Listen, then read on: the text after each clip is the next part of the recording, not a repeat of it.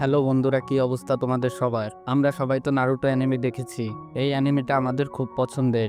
আর এই অ্যানিমেতে বেশিরভাগ মানুষের প্রিয় ক্যারেক্টার হলো কাকাশি হাটাকে। কিন্তু তোমরা কি কেউ কাকাশি হাটাকে আসল চেহারা দেখেছো? হ্যাঁ, আমাদের মধ্যে বেশিরভাগ নারুটো ফ্যানরা জানে না কাকাশি হাটাকে দেখতে কেমন, তাই আমরা এই পর্যন্ত তার আসল চেহারা দেখতে পারিনি। কিন্তু তোমাদের অপেক্ষার সময় শেষ হয়েছে।